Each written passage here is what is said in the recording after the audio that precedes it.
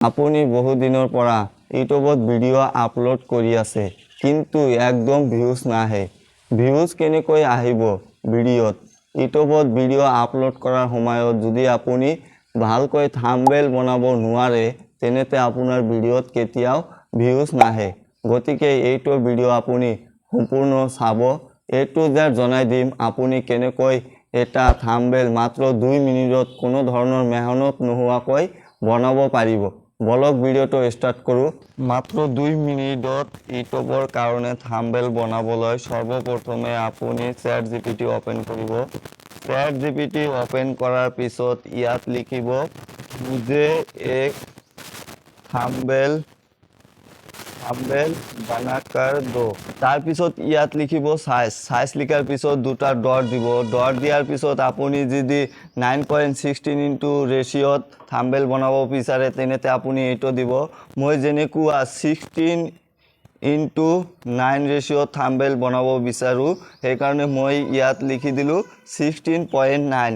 তাৰ পিছত আপুনি লিখিব টেক্সট লিখাৰ পিছত আকৌ দুটা ডট দিব।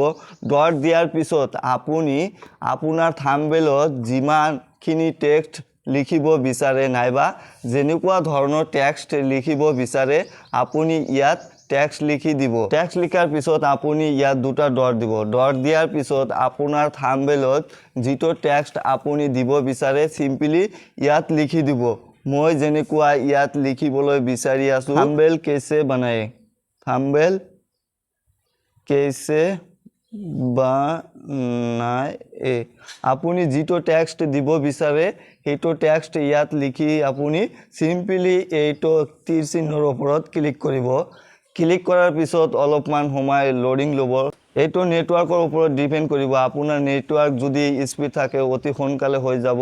মোৰ নেটৱৰ্ক স্লো কাৰণে সেইকাৰণে অলপমান সময় লেট লৈ আছে। চাব কিমান ধুনীয়া এটা থাম্বনেইল বনাই দিয়ে ChatGPTয়ে।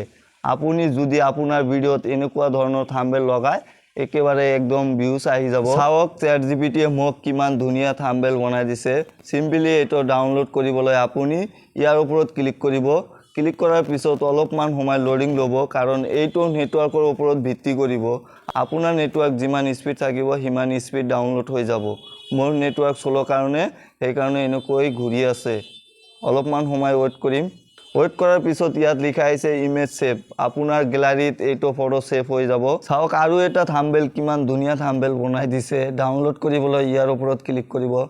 ক্লিক কৰাৰ পিছত আপুনি এইটো আপোনাৰ গেলাৰীত ডাউনলোড হৈ যাব নাইবা আপোনাৰ গেলাৰীত সেভ হৈ যাব।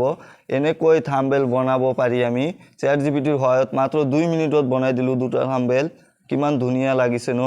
ভিডিঅ'টো ভাল লাগিলে এটা লাইক কৰিব আৰু চেনেলটো ছাবস্ক্ৰাইব কৰি ৰাখিব কিয়নো এইটো চেনেল বনোৱা হৈছে নতুন ক্ৰিয়েটৰৰ হেল্পৰ কাৰণে।